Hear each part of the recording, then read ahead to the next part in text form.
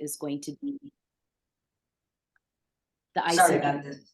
is going to be issuing its decision about South Africa's case around the invocation of the Genocide Convention with regards to Israel's violence, violent, genocidal military campaign in Gaza.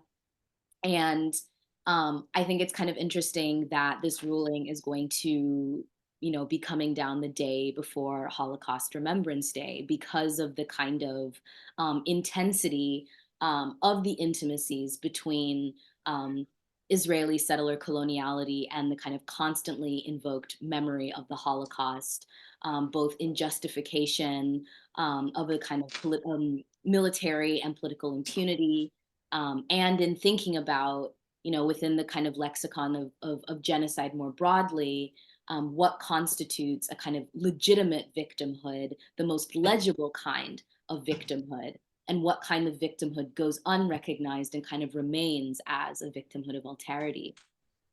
One of the most interesting kind of moments, I think, in this ongoing kind of legal case is the fact that, after South Africa had made its tremendous arguments, after the Israeli side had made its rebuttal, the Namibian government came in to talk about kind of its support for Palestine, not only through this memory, this political and national memory around decolonization, but also because of a sense of understanding um, what it means to be the victim of German genocide. I mean, of course, Namibia came in after Germany had said that it would make a statement in defense of Israel. And so I'm really interested in, and this is what my work is primarily engaged in, is how the history of the Ovaherero and Nama genocide could really disrupt this kind of orthodox Holocaust teleology by understanding, the primary, the initiating kind of trajectory of German genocide, beginning in its former colony of Southwest Africa, present day Namibia, and kind of not beginning with this often presented as anomalous kind of moment of genocide out of nowhere of the Nazi campaign in the 1930s and 40s. Um, so beginning in what is now Namibia, Germany's settler colonial project began in 1884. Um, there was this kind of mass influx of settlers. There were kind of these negotiations over land, these attempts for the Imperial German administration to sign various agreements with different political leaders because it didn't have the kind of power to administer the entirety of the colony. Eventually, these tensions over land and dispossession led to the revolts of the Herero people as well as the Nama people, and there were all kinds of kind of previous anti-colonial revolts prior to. Um, and in response to this uprising, Imperial German government issues this extermination order, basically saying that, all Herero people were to be understood as combatants, that all people would be killed unless they ceded their land and left. And shortly after the order was rescinded, there was another kind of mass campaign of deterritorialization. And Ovaherero and Nama and Damara people were corralled into a kind of series a system of concentration camps in kind of central and southern Namibia, where the kind of most intense German, colonial presence was kind of stationed and structured. And so, of course, the memory of this genocide, there are all of these survivor communities in the present who are constantly kind of articulating the need for Germany to pay reparations for this genocide, for this land theft. I think what's also important to remember is that the majority of land not owned by the state is owned, in fact, by the descendants of these German settlers. So there's a kind of ongoingness to the sense of dispossession. And so, not to kind of paste over and sanitize the Namibian government's responsibility in the kind of ongoing dispossession of these communities, um, it was incredibly interesting for the Namibian government to, both in articulating its own need for justice from the German government, to also kind of recognize the shared frames of settler colonial dispossession, in recognizing the Nakba, in recognizing this kind of ongoing encroachment of land, dispossession, constancy of like um, forced removal, the inability to return, the inability to gain land back, the loss of agricultural land. And so it's really interesting to think about this moment, um, to not, I don't want to kind of overstate the kind of anti-colonial possibility of the law, but to really look at, what it means that, South Africa in particular, um, is making this legal claim against the Israeli government, in no small part because the state of Israel was also responsible in arming the apartheid government in South Africa, as well as the apartheid government in Rhodesia, during these liberation struggles. So there are these really potent resonances, not only on one side of the kind of settler international, the kind of ideological and material relationships between Israel, Canada, the United States, Australia, and so on, but also a shared understanding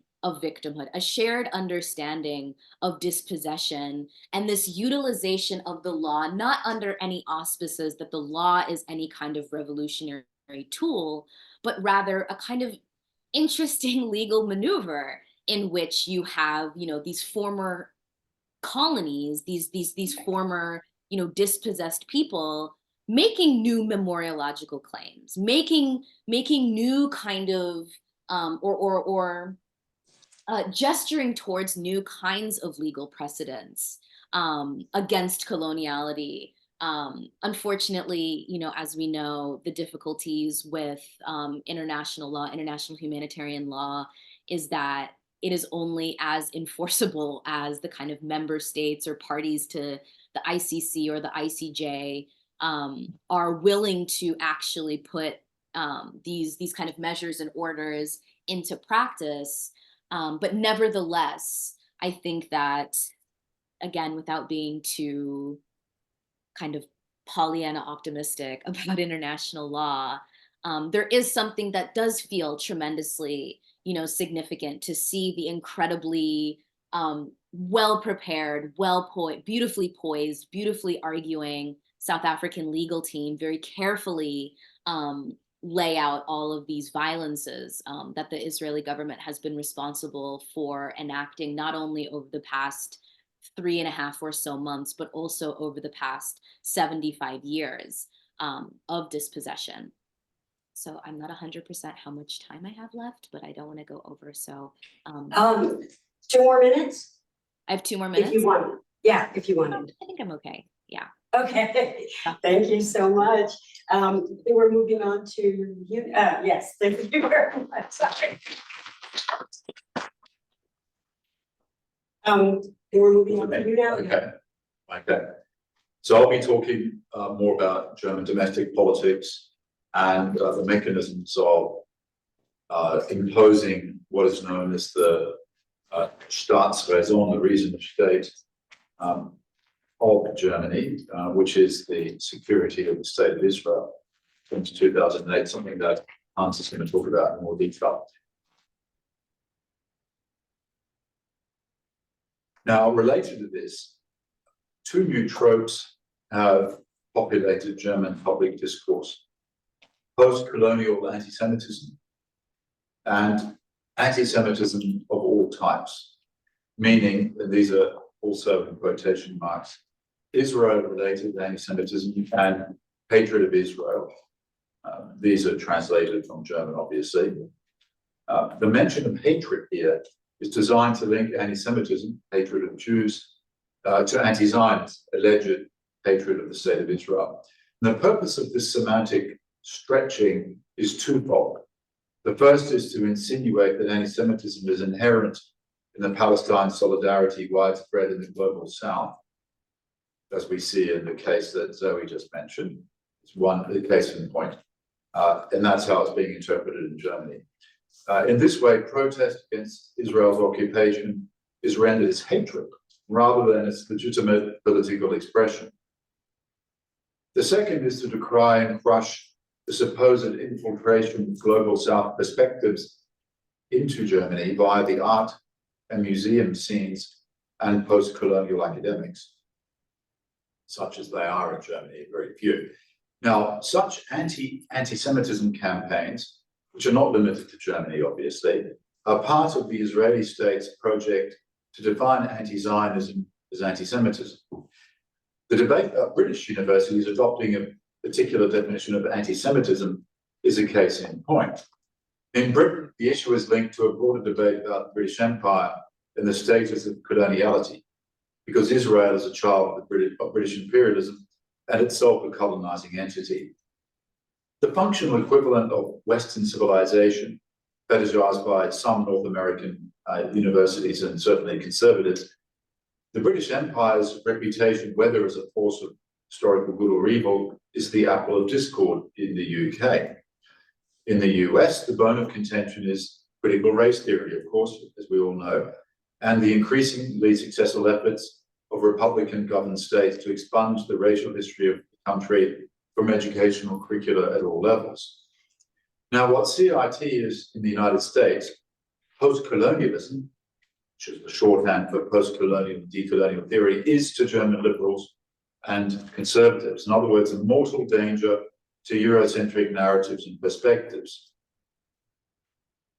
Now, a cloud of anti-Semitism has been deliberately hung over the German cultural scene in serial campaigns, and reflects a much longer tendency than we currently realize. We've been focusing very much for the last few years, but it goes back earlier. In 2012, for example, the philosopher Judith Butler was accused of supporting Hamas, Hezbollah, and BDS when the city of Frankfurt awarded her the prestigious Adorno Prize. The constellation of actors arrayed against Butler repeated the pattern discernible 3 years before, when the Federal Cross of Merit was bestowed on the German-Israeli lawyer Felicia Langer for her criticism of the Israeli occupation and security politics and policies. American Jewish, German Jewish, and Israeli organizations, prominent German Jewish figures, along with non-Jewish German politicians and journalists, accused her of anti-Semitism and supporting terrorism, so all very familiar. Now, although the context differed, this consolation and denunciatory rhetoric echoed the largely forgotten outcry against Hannah Arendt in West Germany for writing Eichmann Jerusalem in 1963. For their part, Jewish organizations and some Jewish commentators maintain that German politicians and organizations invite or bestow honors onto quote-unquote fringe anti-Israeli Jewish people who express the anti-Semitism that Germans want to hear but fear saying themselves. Now, that assertion is, of course, impossible to prove. Certain, though, is that accomplished Jewish women are often such fringe targets, as it were, as the cases of the philosopher Susan Neiman, director of the Einstein Forum in Potsdam, the writer Eva Manasse, and the publicist Emily Discher-Becker in 2021 and 2022 indicate. The first two attacked in major German newspapers for defending the right to criticize Israeli policies as legitimate political speech, while Discher-Becker was denounced for her role in advising the Documenta 15 about anti-Semitism accusations. With good reason and some irony, Neiman pointed out, while Arendt and Albert Einstein now enjoy saint-like status in Germany, they would be cancelled if their critical views about Israel were known. Now, the campaigns against Langer and Butler failed in part because prominent German Jewish intellectuals defended, in the name of Jewish pluralism, their right to speak. But virtually identical campaigns have ruined many careers since then. Throughout 2021 and 22, Germans of Arab and African descent, were dismissed from public employment or disinvited from conferences and cultural meetings because of their Palestine solidarity and quote unquote BDS proximity, BDS near. A new term reminiscent of fellow traveller, which was of course the infamous anti-communist accusation of the 1950s. Foreigners, if invited to Germany, were not immune either. Prominent writers had their German literary prizes revoked when it was discovered they had signed a BDS declaration. Or just being Palestinian is enough now, as we saw since the October 7th attack. No less than a former ITC justice was not immune. In September 2022, the Berlin mayor publicly distanced herself from the award of a local peace prize to South African jurist Navé Pillay because of Pillay's participation in the UN Human Rights Report critical of Israeli settlement policies, which scuttled the event after a campaign in the tabloid press. Even Jewish and Israeli artists living in Germany are subjected to this treatment if they express criticism of Israel or support of BDS. If anything, the sustained and concerted efforts to further control the limited autonomy of artistic and cultural institutions have intensified and become more effective. Two mechanisms are employed to this end. The first is the International Holocaust Remembrance Alliance, or IRA, working definition of anti-Semitism.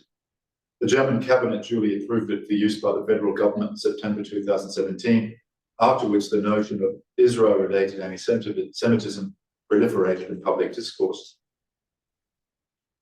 The second instrument is the anti-BDS motion passed by the German parliament in 2019, which declares the Palestinian civil society movement to be anti-Semitic and interdicts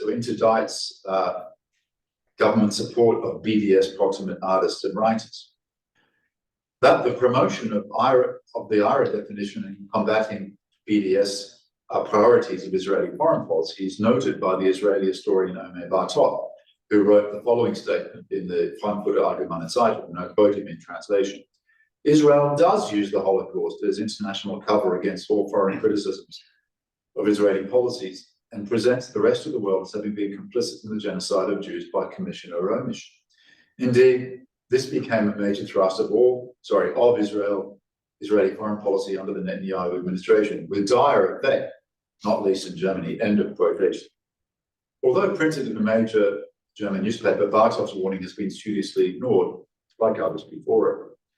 The reason may be that the two mechanisms are invoked by commissioners for Jewish life in Germany in the fight against anti-Semitism, who are known as anti-Semitism commissioners as a shorthand. Established at the federal level in 2018 and now active in all layers of government across the country, and soon at all universities. Comprising members who are not Jewish, except one recent convert, commissioners have called for individuals, including progressive Jewish voices, to be censured and censored if they fall foul of the commissioner's expansive definition of anti-Semitism, which the American Bar Association, ACLU, among other organizations, have rejected for its infringement of free speech and expression. In their work, the commissioners are supported by the Federal Association of Departments for Research and Information of Anti-Semitism, known as RIAS, which gathers statistics about anti-Semitism on the basis of the IRA definition. The commissioners in RIAS are not intrinsically problematic, in my view, because anti-Semitism does exist in Germany as in other countries. The issue is they deploy a partisan definition of anti-Semitism and thus identify the main source of anti-Semitism as imported, quote unquote, by non-white migrants and refugees, and expressed in the form of Palestine solidarity. Consequently, the commissioners tend to police migrants and refugee speech rather than the violent plots of white Germans who are responsible for the vast majority of anti-Semitic incidents. The far-right penetration of the German police and military is also a lesser priority for these authorities, who would rather go after, say, an art exhibition. Now, this issue is particularly fraught and freighted in Germany for three reasons. The first, well, the country's political class has made the Holocaust memory and support for the Jewish community in Germany central to its international public reputation, which is, totally understandable, of course. This position has been extended, however, to unwavering support for the state of Israel as the Staatsräson, which we're going to hear about from Hans. Taken together, these positions have led to acute sensitivity to anti-Semitism and anti-Israel accusations. The pressure on politicians and on museum, art festival, and conference directors to respond to anti-Semitism commissioners by cancelling events and withdrawing invitations is accordingly intense. Few have what Germans call Zivilcourage, so standing up on principle at personal risk to resist this pressure. Academics in Germany are also state officials, unlike, say, here, meaning that the pressure to adhere to the state definition of anti-Semitism is experienced as mandatory. Second, the preponderant role of state authorities at all levels, municipal, provincial, and national, in funding museums, galleries, exhibitions, political foundations, and cultural institutions means the potential for political interference in culture is an ever-present threat and reality, as we've seen in all these cancellations, and I only mentioned a handful. Third, Germany's handful of blue chip newspapers with their substantial cultural sections, the feuilletons, enables a relatively small number of journalists and social media savvy politicians to mobilize and apply public pressure. The campaign against various cultural institutions and events like the Documenta 15 also reveal how social media, the press, and politics can interact to generate a campaign and shape public opinion based on speculation and insinuation. Now, to sound the alarm about such creeping censorship, leaders of German and cultural institutions like Neyman, Susan Neyman, founded the initiative GG 5.3 that Offenheit, they're referring to the German constitution where free expression is guaranteed. In December 2020, their declaration explains the title, and I'll finish soon. The name is, and I quote, the name is a reference to Article 5, Paragraph 3 of the German Basic Law, which guarantees freedom of arts and sciences. Now, although they are themselves opponents of BDS, they criticize the parliamentary resolution as a counter boycott that tied their hands in inviting local and foreign artists, intellectuals, and academics. And the trigger was the unseemly public excoriation earlier that year, sort of mid-2020, of the Cameroonian social theorist Akil Bembe upon his invitation to a German cultural festival. Now, although Israel-Palestine is not the focus of his work, these anti-Semitism sleuths dug up a few critical lines he had written on the subject to condemn him as a foremost post-colonial anti-Semite. So the Bembe debate that year cemented the impression that the cultural sector offers figures like him a local platform, and that needed to be stopped. As the journalist Stefan Detjen notes in an article about this, about the agitation, its aim was nothing less than, quote, the intellectual isolation of Germany as a political program. And that's what we're seeing as well now.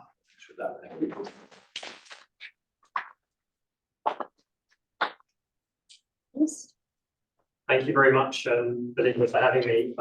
This is, I think, going to follow on quite neatly from what Zoe and Dirk have said. So I'm going to try to talk a little bit about the sort of history of how Germany has ended up in this place, actually, because actually there is a bit of a sort of, a story here. It involves some twists and turns. It isn't as if, the German position on these questions has remained constant over the last few decades. So I want to sort of do a short kind of intellectual history, as it were, of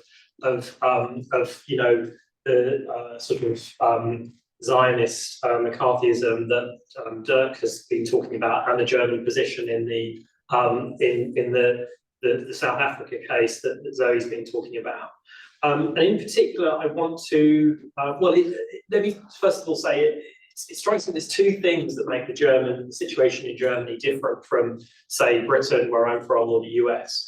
If we look at our governments, it seems to me they all have roughly similar positions on Israel and Gaza. I think what makes Germany different is, first of all, that even if the government positions are roughly the same, the public debate, I think, in Germany is different from Britain and America. You can say things, print things, publish things in Britain and Germany that you can't in Britain and Germany, you can't in Germany. And the second thing, this is the bit that I really want to talk about, is I think the left plays a different role here than it does in Britain and America. So it strikes me that the Israel-Palestine debate in America and the UK breaks down roughly along left-right lines. I mean, to put it very, very reductively, the right is pro-Israel and the left is pro-Palestine. What's so weird about the German debate is that actually it's not quite like that, actually. And so in particular, I want to talk about the German left. Susan Nyman, who Dirk mentioned, had this line in one of the pieces that she wrote recently in the New York Review of Books. And I'm quite critical of Susan Nyman in general, but I thought actually these two pieces were quite good. And she has this line about how Germany has a centre-left government that on Israel has a policy that is somewhere to the right of AIPAC. And that is really strange, actually, when you think about it. And I think it's a bit of a puzzle how Germany ended up here, how the German left, in particular the Greens, ended up here. And that's what I want to talk about. Maybe before I start that, though, because the title is Germany and the EU, maybe it's just worth emphasising, since we've been talking really only about Germany so far, maybe it is just worth emphasising for those of you who haven't been following this that closely, that the German position is not the EU position at all, right? The EU is deeply divided on this. What's extraordinary, I worked for a long time in European foreign policy, and in some ways debates about a European foreign policy, the idea of having a single European foreign policy, they go back actually to the Israel-Palestine question. And this was the first issue on which Europeans felt they ought to have a joint position, and a position which was distinct from the United States in the 1970s. And what's been quite extraordinary about the last 3 months has been to see how basically zero progress has been made on that. Europeans are no more united on this question, unlike, say, Russia, where I think there has been some convergence, actually, roughly between East and West Europe. On Israel-Palestine, there's been apparently no convergence at all. So you have a situation where, von der Leyen responded to October 7th as a German Christian Democrat would. But her counterpart, the EU foreign policy, Josep Borrell, responded in the way that a social democrat from Spain would, which is very different from a German Christian Democrat position. So I guess you have Germany and the Czech Republic and the Netherlands at one end of the spectrum, and Spain and Ireland and Belgium at the other end of the spectrum. And for example, the Irish presence in the South African legal team in the court case, I think is quite striking and not coincidental, I think. Anyway, that's just a footnote really about the EU, just to make sure everyone understands we're not talking about some kind of unified European position here at all. This is a very specific German story that we're talking about. So, as I say, it seems to me that in order to understand how Germany's ended up in this place, I think you have to go back to a story that I tried to tell in my first book, which Belinda mentioned, called Utopia Auschwitz, which is about the so-called 1968 generation in Germany, and more broadly the sort of West German New Left. So this is basically the equivalent of the baby boomers in Germany. So they're the children of the Nazis, the children of what they call the Auschwitz generation. And so this question of what the right lessons are to learn from the Nazi past, and in particular from the Holocaust, was kind of existential for them. And so, the story I try to tell in the book is how different members of the West German New Left kind of wrestled with this. And one particular figure is Joschka Fischer, who becomes German foreign minister, Green German foreign minister in the red-green government. And I'm going to come back to him in a minute. But broadly, what happens is that the question of Israel and Palestine is very deeply connected with what becomes known as 1968 in Germany. In other words, the West German student movement. The student rebellion is usually thought of as beginning on the 2nd of June 1967, when a German student is famously killed by the police in West Berlin. Now, 3 days after that, the Six-Day War begins. And so at precisely the moment when the students are radicalizing, they're also engaging with this question of Israel and Palestine in the context of the Six-Day War. And by the way, the Springer press, the Axel Springer press, which was the main enemy for the West German student movement, was and remains to this day very pro-Israel. Axel Springer famously quipped that during the Six-Day War, he published Israeli newspapers in German for 6 days. I slightly have the feeling, and I'll come back to this later on, that the whole of the German media has now basically embraced that Springer position. But in any case, partly as a reaction against that, the West German New Left, the student movement, becomes very critical of Israel. Now, it sort of changes its position almost overnight, as I say, or sort of within the space of about a week, because until the Six-Day War, young people in Germany tended to be more pro-Israel than older people, and the left had tended to be more pro-Israel, at a time when there was still the sort of left-wing Zionist kind of tradition in Israel. People on the left in Germany were tended to be more pro-Israel than people on the right. So these young people who become the student movement were usually referred to as links-Zionistisch, left-wing Zionists at this point. Almost overnight, as I say, with the Six-Day War, they take on a very critical position in relation to Israel, which they see as essentially a bridgehead of American imperialism in the Middle East. And then, and this is part of the story I try to tell in the book, they do then cross this line from anti-Zionism to anti-Semitism. And I don't have time to get into the whole story here, but a lot of them are operating in this kind of grey area, but then there are some very clear cases where they cross that line. And the most famous case is the Entebbe hijacking in 1976, which is 2 Palestinians and 2 West Germans who come out of the student movement in Frankfurt. They're friends of Joschka Fischer's. And it's those 2 Germans who carry out the separation of Jewish passengers from non-Jewish passengers. Not Israeli passengers from non-Israeli passengers, but Jewish passengers from non-Jewish passengers. Now, the reason I'm mentioning all this is that this then becomes really crucial for Joschka Fischer. This becomes a moment at which he then sort of essentially starts to feel as if his own generation on the left are starting to actually repeat some of the mistakes their parents are making rather than correcting them. And he then goes through a sort of intellectual transformation, political transformation, which I don't have time to get into. But he's still wrestling with this question of what are the right lessons from the Nazi past, and he comes to different conclusions about it. He starts to support the Federal Republic, the post-war West German state, in a way that he hadn't done before. And he starts to become a little bit more pro-Israel than he was before. Now, to zoom forward, when he then becomes the foreign minister in the red-green government from 1998 to 2005, he essentially tries to build an entire German foreign policy on the idea of responsibility for Auschwitz. He had written in an article in 1985 on the 40th anniversary of the end of World War II, an article for Die Zeit about the implications of the Nazi past for German foreign policy. And it ended with the line, only responsibility for Auschwitz can be the basis of German Staatsräson. So he, I think, for the first time, introduces this slightly odd term, Staatsräson or raison d'etat, which Merkel then picks up later on. But for Fischer at that time, this is a universalist kind of idea. It's the idea that we as Germans have a special responsibility because of the Holocaust to speak out against and try to prevent any genocide anywhere. And where the rubber really hits the road when he's foreign minister is in the Balkans, and he famously makes this case for German participation in the NATO military intervention in 1999 with the argument, I didn't just learn never again war, I learned never again Auschwitz. But it's worth underlining, this is a Muslim population that he wants to intervene to protect, right? Regardless of the rights or wrongs of that case, this was a Muslim population. Now, that's what happens when Fischer is foreign minister.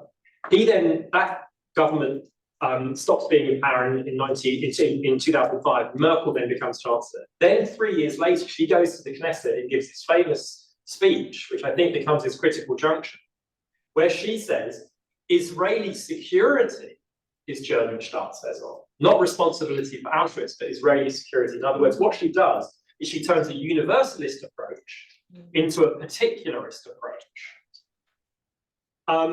And that roughly, I think, takes us to where we are today. I mean, the disastrous thing about this speech is that she gives it, as I say, in 2008, precisely the moment when Israel is starting to move even further to the right. Netanyahu comes back for his second term in office the year after that. And so now you have a position where Germany is completely unable to criticize the far-right government in Israel.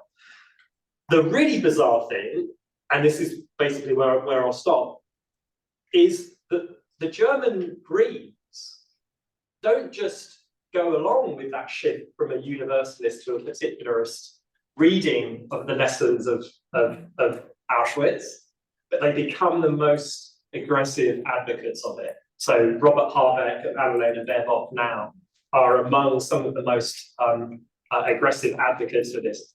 The striking thing is, and this is where, as I say, it feels to me very different from Britain and America, you know, the point I mentioned at the beginning, is that for these people who do think of themselves as being on the left, they think of their unconditional support for Israel as a left-wing position, and specifically as an expression of anti-Nazism, which I think is different from the American right or the Israeli right or the British right. But in practice, as I say, you do have this bizarre situation where German Greens in particular are completely aligned with the Israeli right and the American right, and they just don't realise it. Thank you, Hans.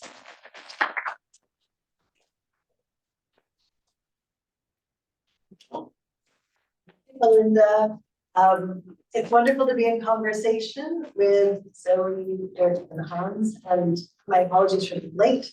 I have a family, bit of a long-term crisis, and I'm just trying to manage that and come in, so thanks for your patience with me.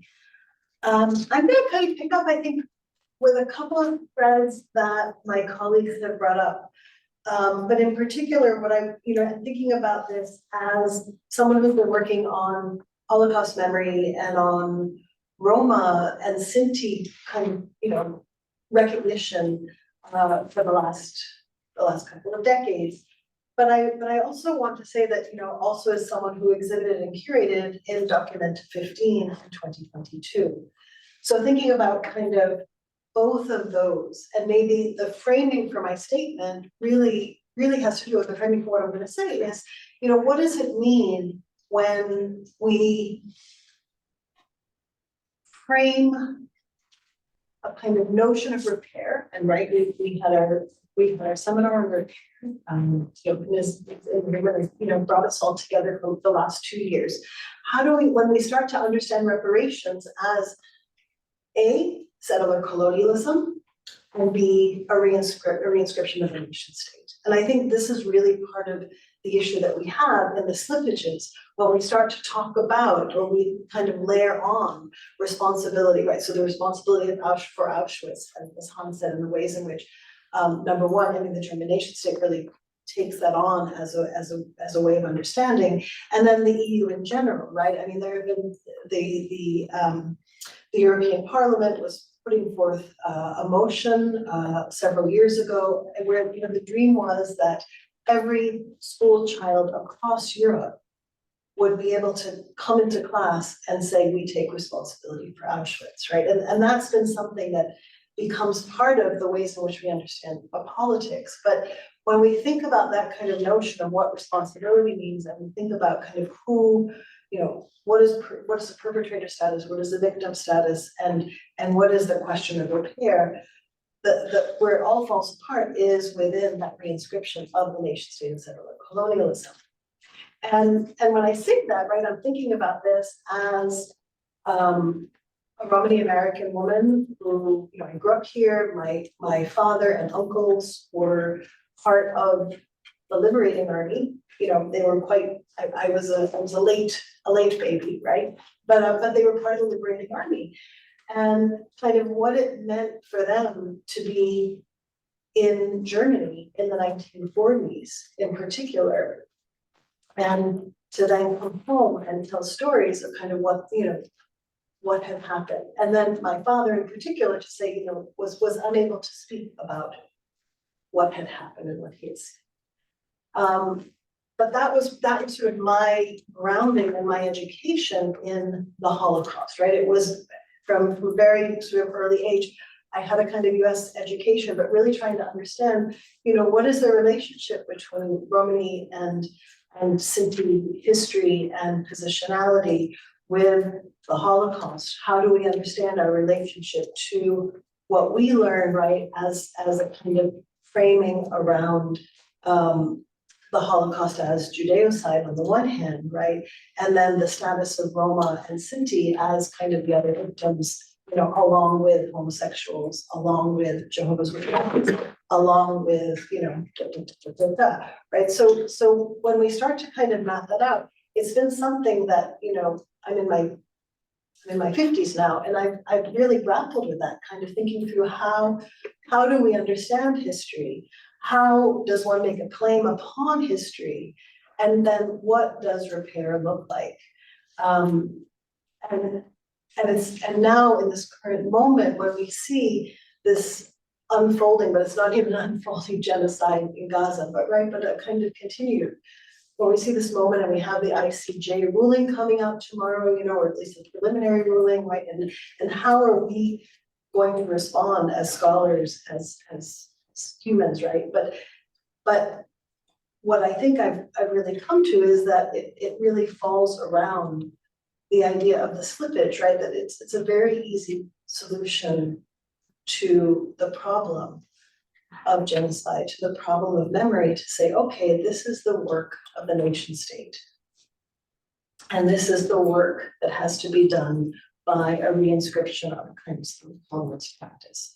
So therefore, once we have it as the work of the nation state, on the one hand, you know, what falls out of that are people who, you know, don't necessarily have a nation and a state that's recognized by the international community. You know, here in particular, I'm thinking about kind of the ways, you know, Palestinians post 48, but also post 67, like what that looks like. And then, you know, Roma, and then, you know, we can talk about kind of the ways in which formations of gender and sexuality, and think about Maya's book, right, sectarianism, like also we can start to think about kind of how it is that gender and sexuality play out within these formations of the nation state and settlement colonialism, and reinforce kind of the power of the boundary, the Merkel kind of power of the security, right, the notion of the securitization of the border. And when we start to open up those questions, we see much, you know, so many more kind of possibilities. And this is where I want to really highlight and echo what Zoe is saying, right? This possibility now of a kind of solidarity that really lays bare the violence of the nation state and settlement colonialism on the one hand, and the kinds of absences and continued violences that keep happening when we try to go back to those formations in the current moment, right? So that means that it becomes impossible, right?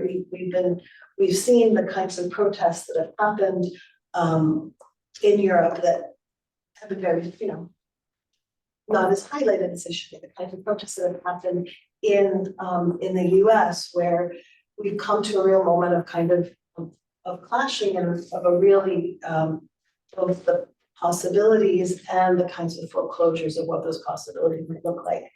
And before I move to documented 15, you know, I'm thinking in particular of Germany and the kinds of ways in which Roman activists in particular, and I was in Berlin in November with giving a talk at Humboldt University about Holocaust memory. And Romani activists really, like a lot of the feminists, a lot of the leftists, a lot of the kinds of people who have been doing this work and also been working to kind of push for Holocaust memorialization for Roma and Sinti, we're in a real bind because they're getting funding from the federal government, right? And everybody's sort of worried now at this moment that that funding is now going to be predicated upon signing statements against BDS, right? In favor of, again, the kind of Merkel formation of the securitization of Israel, and are really having to kind of renounce any kind of identification with or solidarity with Palestinians on one hand, and anyone who's pro-Palestine on the other hand. And so those kinds of, I think, conundrum are really at the heart of both what's happening, you know, on the ground with leftist organizations and the ways in which they are both dependent upon funding from the federal government, right, funding and support, but also wanting to kind of think through other ways and other kinds of futures. And that also then brings me to, and we all know, right, so Documenta 15, 20. You actually say what Documenta is. Yes, I and am. what Documenta 15 was. So this brings me to the story of Documenta 15. And also, November 2023, the whole kind of the organizing committee for Documenta 16 resigned en masse around the Israel-Palestine question. Right. So And Documenta is a big art It's a big- exhibition. yes, it's a big art Takes place in exhibition, takes place in Kassel. And has, we're on the 15th edition. It's been a kind of celebration, a kind of almost, not an anti-Venice, right? But the two kind of large European art exhibitions, right? One of them, the Venice Biennale, has always been based upon the nation state, right? To have a pavilion, you have to have a nation. To be part of Documenta, it wasn't based on it, it's much more kind of intellectual, the idea of the future of the art world. And so for the first time in 2022, we had this document that was curated by an Indonesian collective called Ruang Grupa. And Ruang Grupa, rather than having kind of big artists come in as individuals, invited artist collectives from all over the world to be co-curators. And so you have these collectives from everywhere, right? And it ends up being a kind of a global South minoritarian, kind of, so there was a Romani exhibition, there was Algerian exhibition, it was sort of everywhere. It was a massive party, it was kind of collective chaos, and it was one of the most beautiful kind of, for me at least, experiences was working through this kind of real notion of cooperation. And even coming in 2022 into Kassel, and you kind of walked into the main exhibition space, right? Outside was an Australian indigenous kind of, a construction, right? It was a people's hall, which is an anti-settler colonialist hall. And it was, talking about how this, for the first time, you have this possibility of really thinking through what we can do together. Some of the exhibitions that, were sort of notable, I think, where there was an Algerian women's history of the FLN, right, of Algerian independence. There was, and now we're going to get to the key part, right? There was a Japanese installation, which was about Tokyo Palestine solidarity, which showed films from the 1970s and 1980s about Japanese Palestinian solidarity meetings and kind of these sister city projects. There was a BDSM cafe, which was a dance club put forth by the Party Office, which is a Dalit trans neurodiverse collective from India.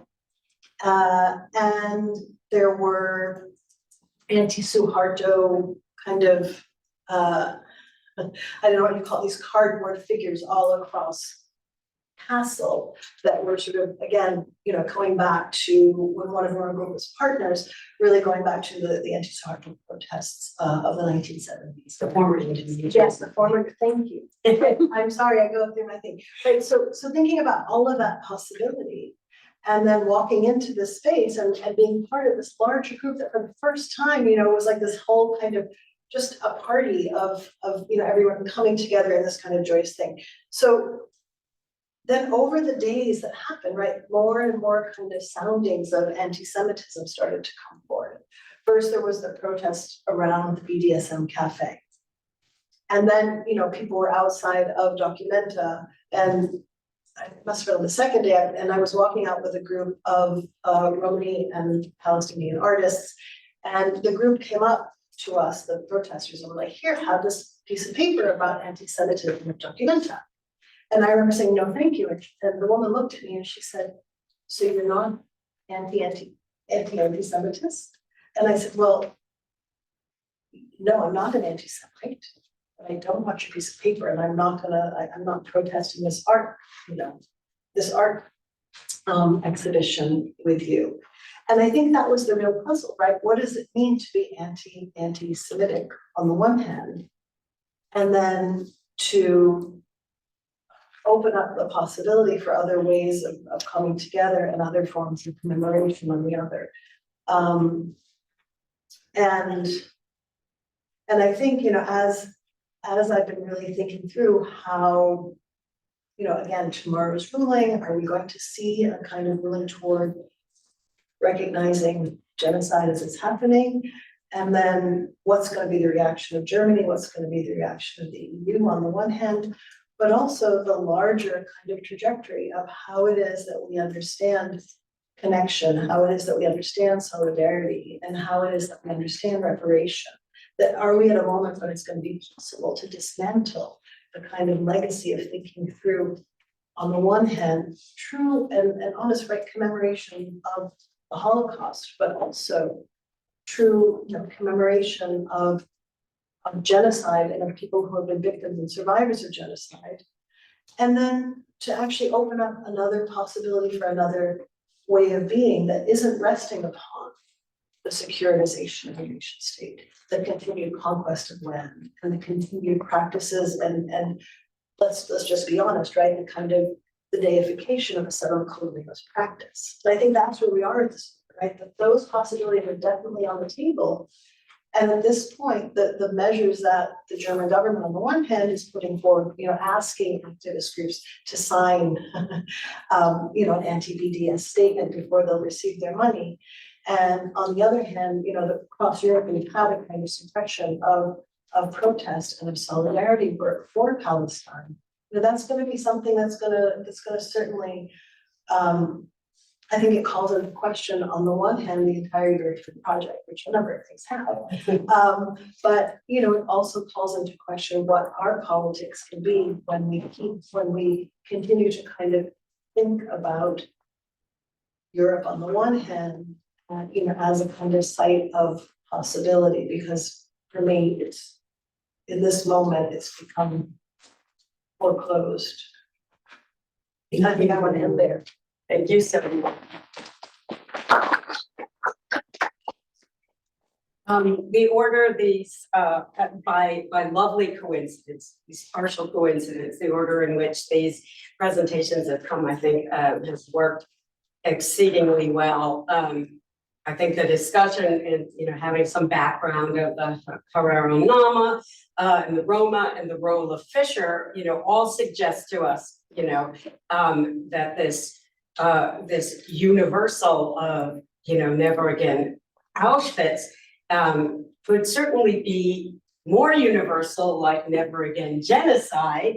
And I think that the concerns about the rise of anti-Semitism in Germany and its relation to Israel policy and the linkages that those that both pro-Israeli exponents and anti-Semites make about that tight linkage, you know, between Judaism and Zionism, and specifically support of you know, of current Israeli politics all the more, creates, I think, a really interesting background for discussion, as does, of course, the way that, well, you ended by opening it up to these obviously implicated far more important issues. So let's open it up to discussion now. I don't have anything yet in the stack in the chat. Again, just to say what I wrote in the chat, if you are I can't see all the participants at once, but if you can write in the chat, just stack or whatever, I'll have you in order. And there are also people in the room. We're going to follow the RCA, the Rutgers Center for Historical Analysis model. If you have something you need to say, you know, that directly concerns what's just been said. In the room, you can raise 2 fingers. On the chat, just write, how about write 2? So I'll know that's 2 fingers. I expect there may be much to discuss here. Does anyone want to start us off? Did you want to say something? I mean, I could, I mean, no one else has questions, comments, I could I don't have any yet, so yeah, go ahead. Well, I had wanted to ask Ethel a question actually. Actually, first one observation is, as you were talking about the documenta, I was thinking about Joseph Beuys, you know, in ways the missing link between the documenta and the greens, right? And so I wondered if there's something there to say about Joseph Beuys. Anyway, the question He's a German artist, performance artist as well as plastics. yeah. But the question I wanted to ask you is about your emphasis on the nation state, because I didn't quite get that. And I was sort of surprised in a way that you're sort of kind of highlighting the nation state, but then also because at the end of your project, at the end of your talk rather, you came back to this, you used the phrase the European project, right? And so, as I say, given this kind of complex position here, right, which we can talk more about, around how, you know, Germany has its very distinct position on this, right, which is not the EU position. And it's because the EU is so divided that there isn't a European position, which I agree, you know, lots of supporters of a strong European foreign policy would say this is disastrous. But I suppose, yeah, I'm just not quite sure where you were going with the nation state. Yeah, sorry, I mean, yeah, sorry about that. I think, so I think one of the ways in which, at least the way that I see it, right, in terms of kind of what it's meant for the Roma movement, is that a lot of the kind of guys in the movement, and I'm going to say, so I'm seeing as a feminist, right, as kind of whatever that means, right, the guys in the movement will come forward and say, if only we had a state like Israel does, we would have a proper commemoration of violence. If only we had a state, if only we had a nation state, you know, we would be able to kind of, you know, speak about all of, you know, all of the ways, right? So when we think about kind of reparations and the finance, you know, sort of people, Holocaust survivors who never got the reparations from, for example, you know, Romania that they should have. I'm thinking about Roma Holocaust survivors, precisely because they weren't recognized as legitimate victims, right? So there's this, and so I'm speaking, sort of thinking through the fantasy of what the nation state does in terms of supporting people's rights. For Roma, it's not done anything. For Palestinians, it's certainly, you know, it's certainly done damage, right? The whole kind of framing of the idea of the nation state as the container of rights, as the defender of rights, as the securer of rights, has been a failure. And I guess my critique of the European project is that even when we think about the EU maybe as something different than the strong nation state or the nation state, we still have to understand that the EU itself is still based upon a regime of nation states that, again, were secured and their boundaries secured through practices of settler colonialism. So I'm making the kind of various connections, right? And then we come back to Israel and, you know, Netanyahu now just saying that there's no future for, you know, there's no Palestinian future from the river to the sea, right? As it were, right? Securing again the borders of a particular kind of nation state. It seems to me that we need to go beyond that and really start to think about what it means to claim rights that don't kind of fit neatly into these various borders of nation states that have already historically been based on settler colonialism. Can I? Sorry. Go ahead, Sophia.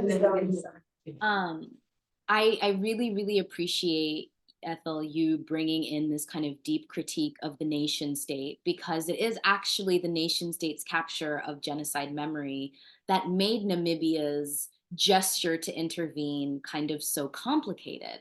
You know, you have on one hand, in Berlin, you know, the Oberherero Traditional Authority and the Nama Traditional Leaders Association kind of came together. They're doing a project with forensic architecture and kind of looking at some modeling of the kind of desert landscape within which the genocide occurred in the early 1900s. And there's a comment that they said in this kind of joint statement, and they said, we, the Nama and Ovaherero people, always felt empathy and affinity to the Jewish people as survivors of a German genocide, and were inspired by their quest for reparation. This affinity is coming out of a sense of shared experience, not out of a sense of singularity.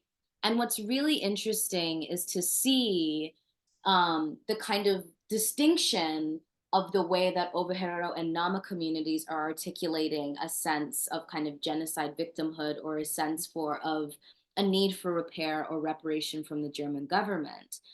What becomes interesting, in this deeply important critique of the nation state is that obviously, in addition to, I kind of alluded to this before, in addition to, making a firm claim against the German government, the Ovaherero and the Nama are also taking very solid aim at the Namibian government for continuing the dispossession, for enabling further their landlessness, for until very recently having very kind of comfortable bilateral negotiations with the German government.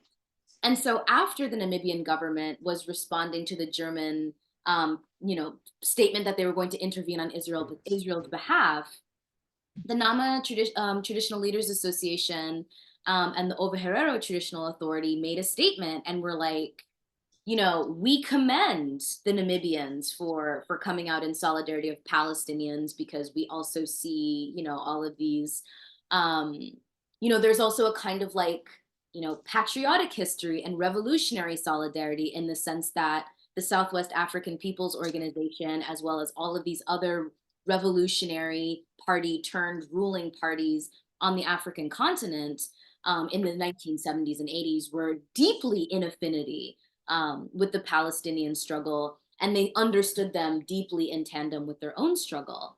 So there is this kind of nationalized sense of revolutionary solidarity. But further, there is a deeper sense of understanding of indigenous dispossession in their statement, in saying that the Namibian government is also guilty, is also responsible for this anti-indigenous, for this landlessness, not stateless because, they're of course, Namibian citizens, but kind of nationless, in the sense that their sense of sovereignty has never been restored fully since the kind of imperial period. And so, it's really interesting to see all of these different states and all of the ways that they're maneuvering this sense of a nationalized nation state political memory, to hear the Indonesians say, we are taking Israel to the ICJ because of the illegal occupation, at the same time that they have been occupying West Papua. And the ways that West Papua has been foreclosed from the international kind of global Blackness more than anything, through this moment of Afro-Asian solidarity at Bandung. And so on one hand, as much as I'm making these kind of optimistic gestures towards a kind of anti-colonial deployment of the law, and these kind of anti-colonial precedents that could be set, exactly as you were saying, a European problem, which is to say the Westphalian problem, that all of these indigenous or stateless peoples' ongoing dispossession is captured even in this solidarity for Palestine, as it is kind of captured by the state. So there's this really kind of messy maneuver, and I've been trying to think about, like, how do we approach an anarchist international relations, and not getting caught up in the myths of the nation state, and always being attendant to the genocidal myths that the Westphalian Project kind of necessarily produces as well. Thank you, Zoe. Eliana? I'm going to look from the perspective of Eastern Europe, Romania, more specifically. I've been living in the United States for 20 years, but my work and my, affective dimensions also remain connected to that space. I think that it's absolutely important to look at the, tension between national projects and nation state and the European project, Romania being on the one hand, very marginalized within the European Union, still not in the Schengen space. On the other hand, how much a state that's foundational based on the exclusion of Jewish people and the exclusion of Roma. Like, honestly, like, it's kind of like fascism as national policy. But what happens in the European Union is that when Roma people from Romania try to, you know, like, sort of like make a living, and they're called as immigrants, although, you know, like, they should have freedom of movement and they should have the right to live wherever they want in the European movement, they're sent back to Romania. They're rounded up, you know, like, they're sent back to Romania. And that is, you know, like, a super powerful argument against, you know, like, the European project, you know. So yeah, thank you. Hey, Maya, did you have a question? Yeah, I had like a. I mean, it was, yeah, it's kind of both. I guess the question of the nation state, I'm gonna think about it here from the context of a settler colonial imperial history, both. So the nation state, I think part of what I found really interesting and Ethel's provocation here is that to really think about the nation state also as an imperial project in the Middle East, regardless, and as a civilizing project in the Middle East. So how were these, you know, what was the mandate system? It was, oh, okay, until you are ready to actually be citizens, we're gonna be here to create these states for you because you're not ready to do it on your own, and that is the measure of civilization. And when Ethel was speaking, I was thinking about this and also thinking about it through Arendt, and really like the part of the dangers that Arendt pointed out a long time ago about collapsing human worth with political status, citizenship, the nation. And if you read the Balfour Declaration through Arendt, it's very clear, actually, what is happening there in the separation between political rights and social rights, political self-determination and cultural rights, social rights. So I guess if I was interested in thinking about this actually from the longer history of Palestine, of the Middle East, and thinking about Palestine as also within its region. I think one of the problems, okay, that exists between the field of Middle East studies and other fields of studies when it comes to Palestine is that in the field of Middle East studies, Palestine is part of a region with a very, very long history. It cannot be taken out of isolation and then dealt with as like a sort of binary, you know, it's part of a region. And if you, the nation state, the history of the nation state of the Middle East is that project, is exactly, and it cannot be. So when we're talking about this moment of the nation state genocide, the genocidal nature of the nation state, and the separation of social and political rights therein, we're also talking about Syria. We're talking about the separation of Palestine from Arabs and from people from the Levant. So I don't know if that's a question or a provocation, but as Ethel was saying, I was like, oh, Arendt, how would you read actually the Balfour Declaration through Arendt? It would be a very different, and then of course, Netanyahu's statement, you're like, yeah, of course. Actually, it's not, it's absolutely not surprising.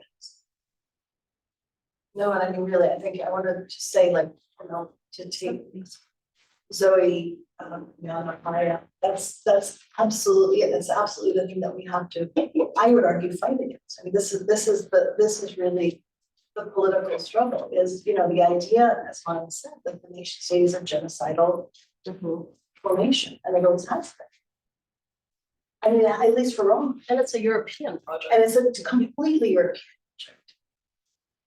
And, you know, we see the kind of ways in which it's replicated globally. And I really appreciate Zoe bringing us West Papua. It's absolutely the case. We move on from space to space, and we see the ways in which people are relegated to the margins. I mean, the Rohingya, we go on and on and on, relegated to the margins in order to be eliminated.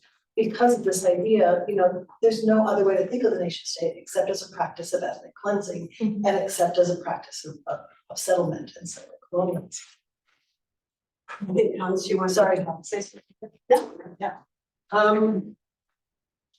Yeah, I mean, I feel like there's at least two big debates that we've opened up now that take us quite a long way away from Israel Palestine, actually, but happy to have those discussions. Sorry? In Germany. I mean, one is this question of the relationship between rights and states. And yeah, since we've been talking about Hannah Arendt, I mean, she was rather skeptical of the idea that you could have rights without state. You have to be a citizen in order to have rights. That's what rights meant, according to Arendt, right? Now, as I say, that's a bigger, longer discussion that we can have. I suppose, I wonder though, when you describe the nation state as being inherently genocidal, I suppose I wonder if what you're saying there is states in general, not nation states, but state any kind of, you know, so Zoe was talking about anarchism, right? I mean, so I feel like you're saying any kind of state is going to be inherently genocidal. I feel like we're slightly sort of unfairly targeting nation states here, not least because it's the other point I wanted to add in.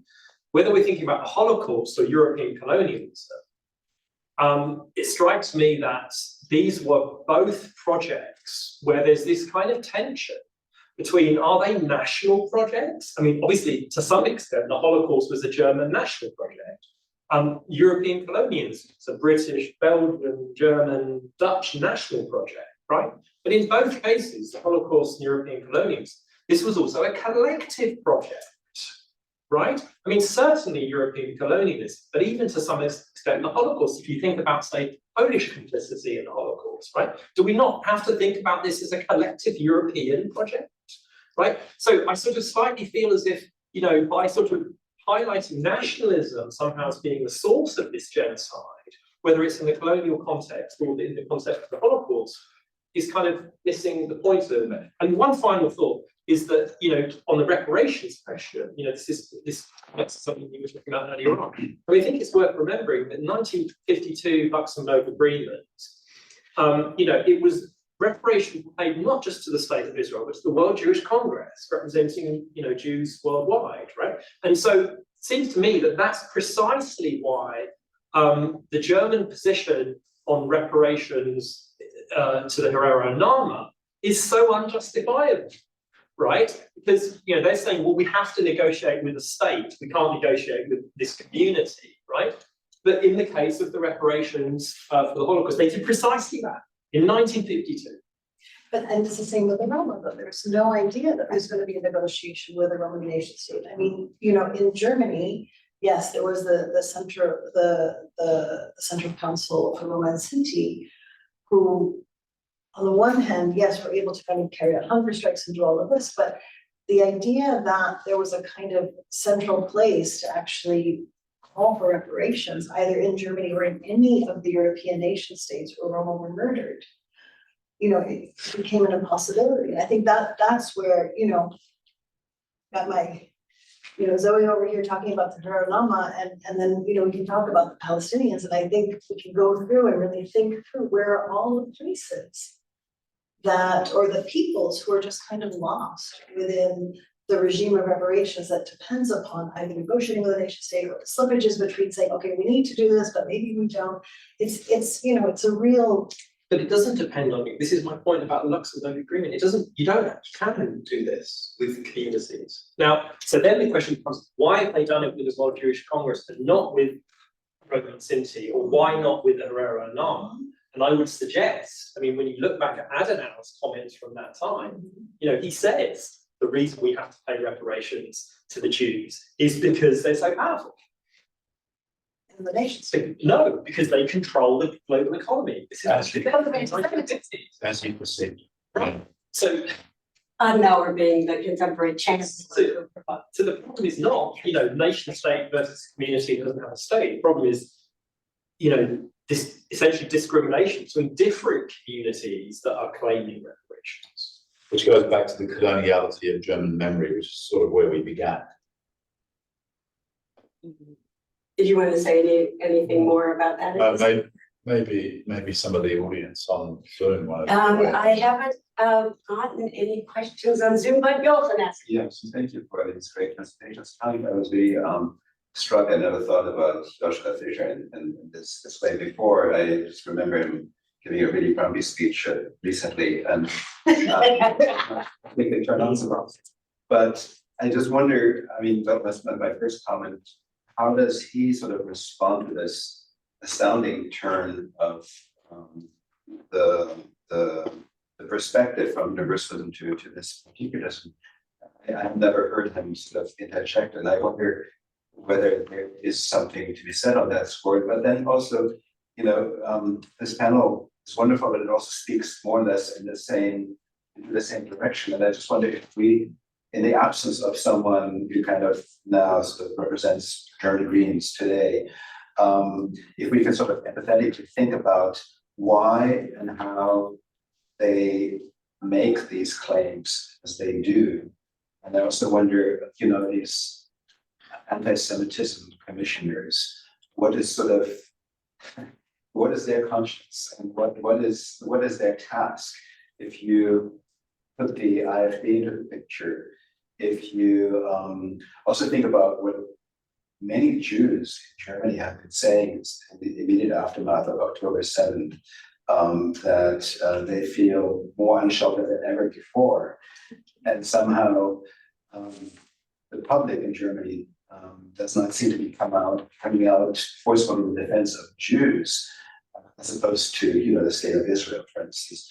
So I just wonder if we put all of that into the mix, doesn't that make the whole constellation more complex? And what is then the solution to all of that? I can say anything. Yeah. Okay, so well, we only had 10 or 15 minutes, so there was a limit to what we could say, and there's many gaps to fill, and you're asking us to fill some of those gaps. So the German political class's romance with Israel, which was gestured to by Hans with the Staatsräson speech by Merkel, is a relatively new phenomenon which begs for an explanation. If you go onto YouTube and track down the speeches on Israel's founding birthday, I think in May last year, and the speeches across all parties, including Merz for the CDU, you'll be struck by the pathos and the repetition of tropes across all parties, Green, all major parties. And they are Christian and redemptive in their nature. And even Merz says, you know, our nation was so degraded by the Holocaust that only the generosity of the Jewish people in reaching out to us in these reparations agreements, for example, in the 50s and 60s, and making us a partner with them, allows us to be redeemed and to be, you know, equal among other nations in the civilized world. This kind of language repeats itself. It's like a phoenix rising from the ashes. And it's the freely given gift of the Jewish people, by which they mean Jews in Germany and in Israel. Not so much in Australia. There's very much Israel and Germany is kind of one emotional, effective political space for the German political class. Now, I keep using that term, political class, because if you look at the opinion poll surveys, you know, most Germans actually don't care much about Israel. They're not anti-Israel or pro-Israel, they just don't care. And nor do they care much about Jews in Germany. They are somewhat apathetic. You always have a core of about 15% of hot-blooded anti-Semites. That's sort of quite stable over the decades, right? That fluctuates a bit up and down depending on circumstances. But so you have about 20% of the population, the political class, who care deeply about Israel and the feelings of the Jewish community, or at least its leaders, like the Zentralrat. They don't care much about dissident Jews. They're a pest that need to be eliminated somehow for them. Then you have this sort of massive population in the middle that doesn't really care, and then you've got sort of 15% hot-blooded anti-Semites. And so it's very hard to generalize. Okay, but for the people who are running the state, they care deeply, and trying to understand and analyze these political emotions, I think, is something that's an urgent analytic, task for academics. I mean, I wrote a book about it 15, 16 years ago, but it's already out of date because it ended in 2007, 1 year before the speech by Merkel. And I also wasn't sufficiently attuned to and this is what we haven't spoken about, the increasing demographic diversity of Germany in the last 25 years, many more Muslims and Arabs, and not just since 2015, but also before that, which led to an increasing concern, which was then made more emphatic after the Syrian refugee movement, about the political loyalty of this population in the context of the war on terror, the global war on terror, 9/11, don't forget, and the second intifada, early 2000s. But that's the prehistory, also the tension between Iran and Israel, of Malcolm's speech. I mean, Hans has given us a very convincing arc of how we got from a young Joschka Fischer to Malcolm's particularistic version of the Staatsräson. But why that happens is still a bit unclear for us. And when we spoke about it on the train on the way down, and will no doubt on the way back. But that's something that I would certainly welcome hearing more about from others. I have my own views, which I'll keep to myself for now. Can I add something on the AFD? So you mentioned, and by the way, I totally And agree. you just say with the AFD, Yes. So I totally agree with you, Doug, that a big part of what's going on here is a certain fear by German elites of ordinary Germans, and then, as you say, there's also the sort of fear of immigrants importing anti-Semitism. So I think there's a certain way in which German elites are trying to sort of constitutionalize this commitment to Israel before it's too late, as it were.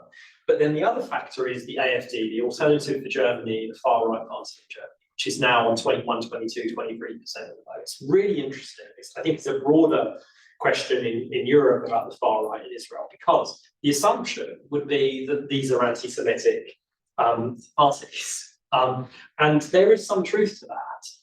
But what's also extraordinary is how close actually a lot of European far-right parties are to Israel and how Zionist they are. Now, Geert Wilders is just, maybe the next Dutch Prime Minister, whose party just became the biggest party in the Dutch Parliament, is the best example of this. I mean, he literally in his office has a Dutch flag and an Israeli flag next to each other, and he calls Israel home, right? Unbelievable kind of commitment to Israel. Now, the AfD is super interesting because some of its voters are anti-Semitic, but it also has these Zionist tendencies. And in particular, the BDS resolution in the Bundestag in 2019 starts with the AfD. So actually it's the AfD that's pushing this kind of, it starts with Merkel in 2008, but actually it's the AfD that's pushing this. And then what happens is, it's really weird. The mainstream parties, including the Greens and so on, they don't want to be they don't want to be outflanked by the AfD. And so they then pick this up, and that then becomes the BDS resolution with this stuff. Quite extraordinary. Initiated by the AfD.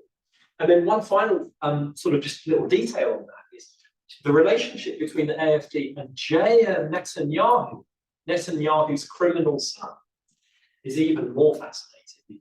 Jair Netanyahu has literally been a poster boy for the AfD. He's been on an AfD poster, and he's very supportive of the AfD.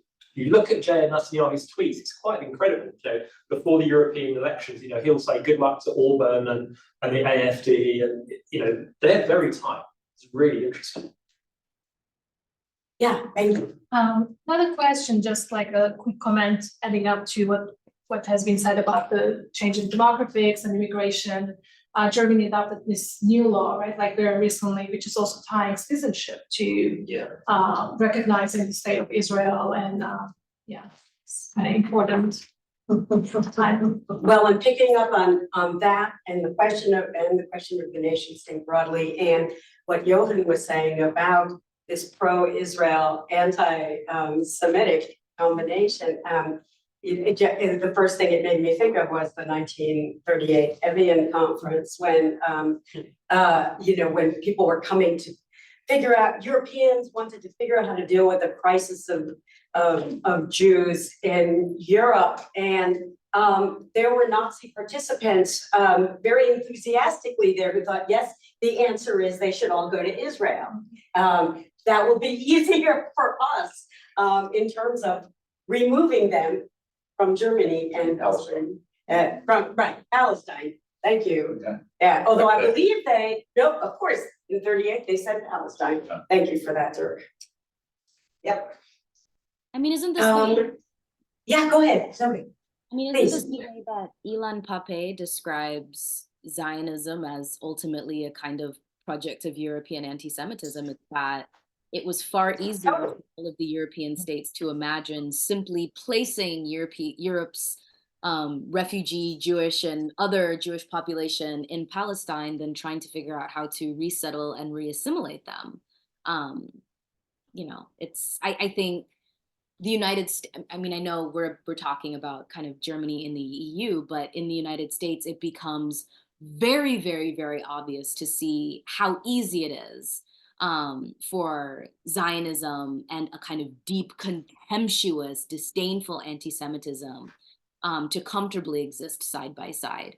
I mean, when there was the kind of March for Israel and they got all of the United States' most notable anti-Semitic, but largest political force of like Christian evangelist Zionists who were saying, thank goodness for Hitler, because if not for Hitler, then we would have never populated Israel, this really just kind of deranged millenarian event, kind of politics. But, of course, because, the racial the kind of racecraft of whiteness and citizenship looks so different in Europe as it does in the United States. The kind of articulation is a little bit, let's say, softer in Europe for kind of necessary historical reasons than it is here. But yeah, this just kind of came to mind.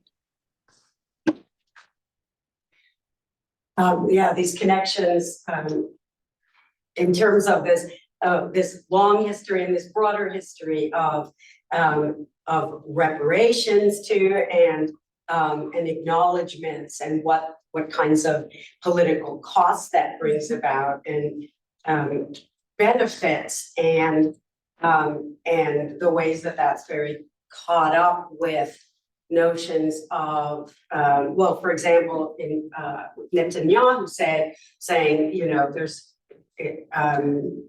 all right, not Netanyahu, because he has no interest in a Palestinian state, of course. I'll tell you what you were saying about nation states altogether. But at the same time, the desire to use October 7th to unleash the kind of violence as political solution that is endemic to all the cases we've been talking about. I think that's such a central theme here, obviously, as well as some of the other themes, and they're obviously all interconnected. We have, would the panelists like to say just one closing minute each, maybe? Maybe in the order that we spoke, so Zoe. Yeah, no, I don't have much to say other than the state is an unreliable narrator always. Thank you. And Dirk?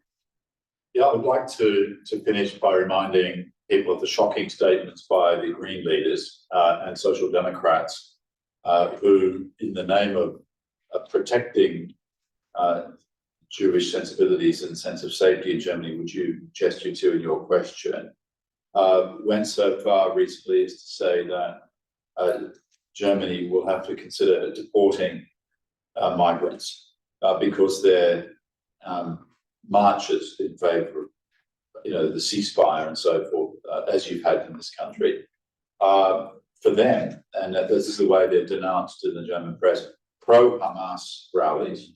Although I've taken a look at one of these rallies in December last year in Berlin. They didn't even have banners saying "from the river to the sea." They got rid of those because they kept getting arrested for them. They were quite tame, but they denounced as pro-Hamas rallies, and then ergo, and this is the syllogistic thinking in Germany, and there's the elements of that in this country, because they are against Jewish life in general. That's the term, say, Habermas used in his statement recently with some Rainer Frost and Nicola Teitler. They are, and this is the insinuation, like Nazis. So we've imported Nazis. Oh my God! So there's only one solution: is to expel them. You know, as far as the law allows, and that's why there's two ways of doing it. One is filtration process. The other one is screening. And of course, most of the more recent migrants aren't yet citizens, so they will get them as in that way. Now, the law that's being toyed with expands the current commendable anti-racist stipulation in the law from anti-racist crimes. If you've been arrested for something, racist, obviously you shouldn't become a citizen. I understand that, but they've expanded that to incidents. So just appearing at a Palestine rally and say being arrested for yelling a slogan, that's not illegal, right? That will get you a police record, and that could be enough to prevent you becoming a German citizen or getting permanent residency. And that's the way, as one of the mechanisms to reverse the perceived mistake of 2015. So that's the AFD program. What we have now is actually a popular front from the AFD to the Greens, which is against migration, at least Islamic migration, in the name of, and this is the bit of irony, this is why I call it the dialectic of Vergangenheitsvergeltung, in the name of overcoming the Nazi past, we will deport Semitic people. Again. Thank you. Hans? That's great. I'll end with a quote from Matthias Döpfner, who's the CEO of the Springer Corporation, which I mentioned earlier on. I sort of said that famously Axel Springer said during the 6-Day War, I published Israeli newspapers in German for 6 days. And as I say, I slightly feel as if that's now, sort of broadened to include pretty much the whole of the German media. That in a sense, this discussion about citizenship, the sort of way in which a certain commitment to Israel is being sort of almost written into German citizenship, makes it almost seem as if every German citizen, in a way, will have to now sign the same declaration that Springer employees have always signed, which is, I am committed to the state of Israel. So I think that's kind of interesting. But about 6 months ago, Deep Sight dug out these, they got the leak of these emails from Matthias Döpfner, say the CEO of Springer, and they're quite extraordinary, these emails. I mean, like on all kinds of issues, this guy is completely nuts, but it has this one line, which I think just completely captures in 3 words, sort of where Germany is. And he literally writes, Zionismus über alles, Zionism über alles. And as I say, even that sort of, the connection with Deutschland über alles, but making it Zionism über alles, I just think in 3 words captures where Germany is in 2024.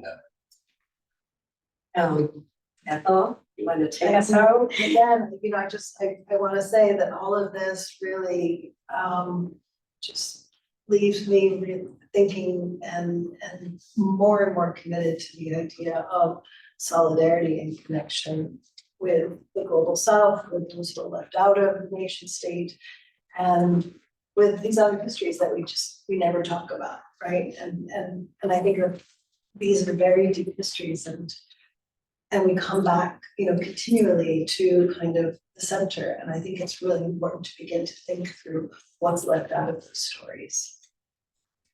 Well, thanks so much to the 4 of you, and thank you so much, everyone who's here in the room and on Zoom.